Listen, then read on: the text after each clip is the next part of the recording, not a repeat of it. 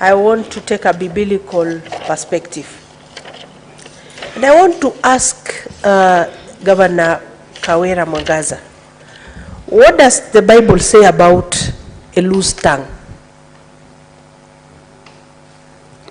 A loose tongue can cause many problems.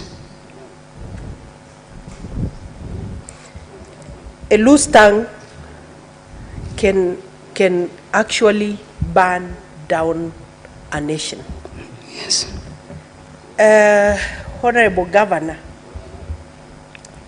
God gave you the victory, and I congratulate you. You are my colleague in the National Assembly. But did God give you the victory in order to go and trample upon everybody, to go vilify everybody, to go abuse other leaders?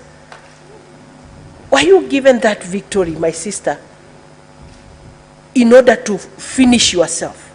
Because I see a process of self-destruction.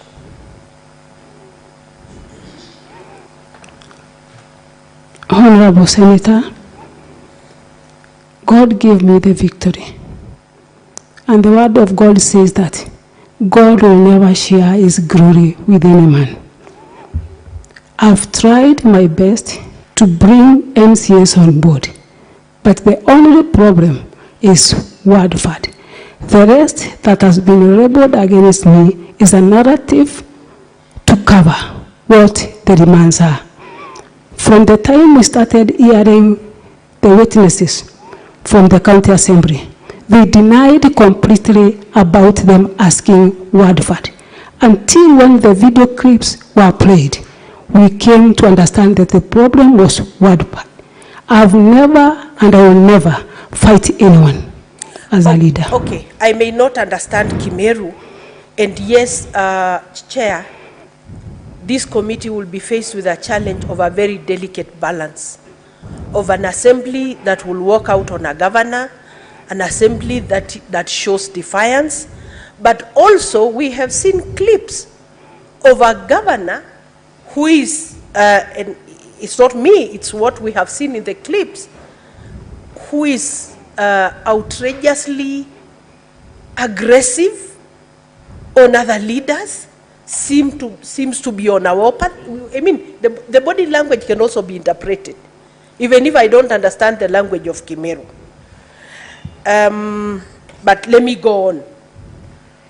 No, the Bible also says that pride comes before a fall. I hope this victory will not be the cause for your fall. My sister, I also wanted, and let me just refer you as my sister because you know I am. Because you know this case puts some of us in a very precarious situation. And I have said it on the floor of this house. Because I contested for governorship in Kajiado. And I was hoping your success in Meru will propel me to governorship in Kajiado. But today, 3 months after the election, there is an outcry in Meru. Will really your behavior in Meru help to propel more women into positions, or will it bring us down? These are my worries, my dear sister. You know about the women movement. You know about the women who went before us. Akina Phoebe Asio, Akina Grace Ogot, Jane Kiano, Julia Ojambo, Zipora Kitony, Charity Ngilu, Mother Karua, and more recently, Governor Waiguru, Governor Cecily Mbarire, Governor Gladys Wanga, Governor Achani, Governor Susan Kihika. You know about the League of Kenya Women Voters? You know about Center for Multi-Party Democracy. You know what it has costed the women of this country to create space for leadership. Will you be the downfall of the women of Kenya? Will you bring because you must see your actions, not just to affect the people of Meru, but to affect the women movement, to affect the girl child, even those we have given birth to. I am sorry to speak this way, because you must be told the truth, that you must be able to tame your tongue. You must be able, now that you are the victor, to know that it is the victor who needs everyone else. It's not everyone else who needs you. It is you, the victor, who needs other people. My sister, I foresee a situation where you are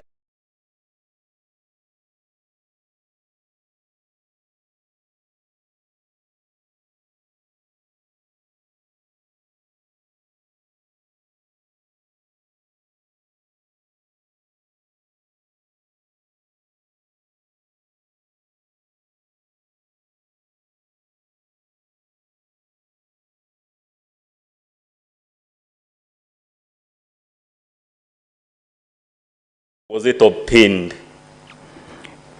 It can only be required when it is yes or no, unless the chair rules me out of order.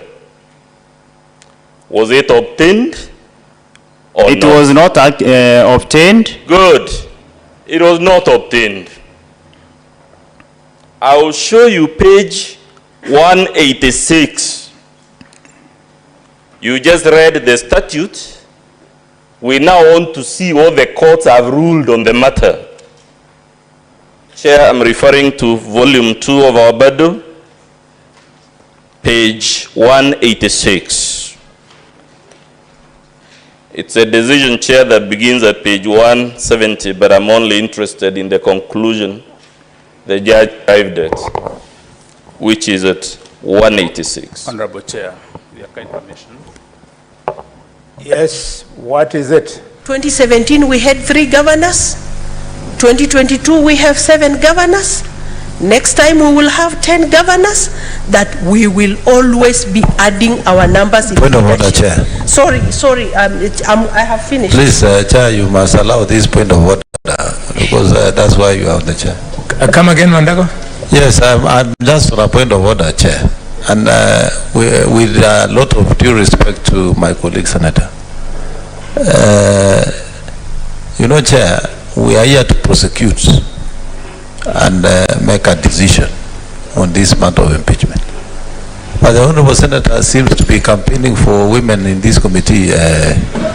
Chair, we are not dealing with this matter as a matter of gender. We are addressing the Honorable Her Excellency, the Governor for Meru. Thank you. Senators, I think there's a way we can bend back and listen to Senator Tobiko, because in a way she is telling it to the witness that you are wrong and you are hurting many. It's a young Sifuna, he speaks better English than me, who was telling me in the morning that it is expected that when a young person succeeds, he doesn't go through the door of success, but he stands in the door of success, holds the door for other young people to go through. So I am allowing Tobiko to do what she's doing, because should the decision of this committee be that the governor will not be impeached, the governor should not leave here thinking that this committee has not seen the things that Tobiko is saying. And therefore, I'm allowing, because I, like Edwin Sifuna, Tobiko is saying, you've gone through the door, can you please hold the door and let other women go through, instead of spending that time fighting priests, fighting MCS, pushing the case of your husband. I think that is the way I understand it, and this is why I'm allowing it. So, but Tobiko, having protected you, allow me to guide you. Question. Allow me to guide you. I'm your elder brother. Allow me. Okay? You can do that, but also remember what Mandako is saying. You do it so that you are actually calling for some response. When she stands there, then a witness is not lectured. He's supposed to give us the information. Can you extract the information?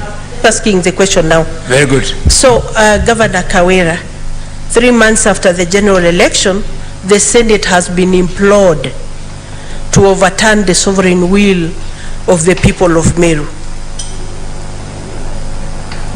Would you tell us what is fundamentally wrong and how are we going to address it?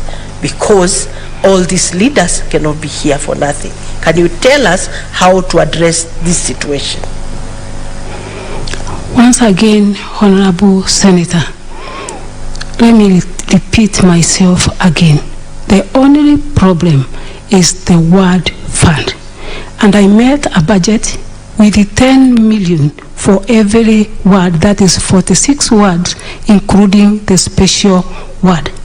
And the MCAs were not ready to work with the 10 million. They insisted that the previous governors had allocated more than 20 million. And within 3 months, there is no way I could have changed to earn money without legal framework as to how the money will be operated in the counties. That is the only problem.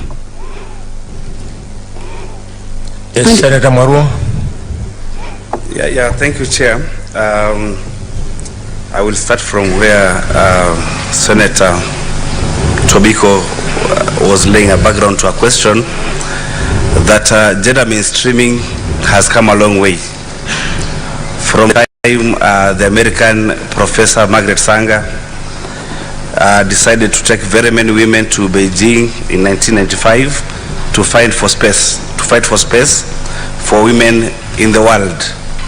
And we are very proud when we have women going to leadership positions that traditionally have been occupied by men. And we don't want to, at the end of the day, because we are being called upon by the motion to either push you aside as governor, which would be a clawback really to the milestones that have been made in gender mainstreaming, or to retain you there. Sometimes when change has to come, it can come by just removing the top, and the whole organization then becomes okay. So what Senator Tobiko has done is quite good, that most of the issues that have been raised have to do with your mien, your soft skills, your interpersonal skills, your emotional intelligence, things that you can deal with and you can be trained on and you can change. But for me, I have looked at 2 issues that to me sound as the gravamen of this petition. Number 1 is the appointments, the roadside appointments. And initially we started by saying that Point of order, Chair. And please allow me. Yes, Mandako. I'm a bit lost. Are we prosecuting or advising the governor? Because we must stick to the substance of the motion. 1 minute to lay the basis, then I'm asking the questions. You see, the trouble is, if you build the question for 3-5 minutes, then people Thank you. It was just 1 minute. Let me ask. Throw the question at the governor. Let me ask. Yeah. Chair, it has been difficult for me to draw a line between governor as the director of Okolea and governor as the CEO of the county during employment. Because at one point you're saying we are employing for Okolea, at another point you're saying you're employing for county government, but you are writing letters to try and find out if these employees are actually working for the county government. But now you're telling us at the end of the day that they are working for Okolea without giving evidence that these employees are drawing emoluments from Okolea, or they have appointment letters from Okolea. So how do you draw a line, Governor, for you as the director of Okolea and CEO of the county when you are in public? That is the first question. Honorable Senator, I have never made an appointment on behalf of the county government of Meru. The entire exercise of employing lies to Public Service Board. For Korea programs I have made. And that's why maybe we don't have any evidence from Korea, same as we don't have any evidence of I having appointed anyone apart from the bubble anthracis, but no evidence. But for Korea program, Honorable Senator, that lies with the Korea office. Thank you so much. So maybe for the future, Senator Marua, just one more. I'll do another round, then you'll come during the second round. Yeah, but for the same question, Okay. then maybe the governor should draw a line so that you don't go ordering the county government officials, like the sub-county administrators, the ward administrators, to do the appointments on your behalf, because then it is posing a problem. Why don't you just do the last one?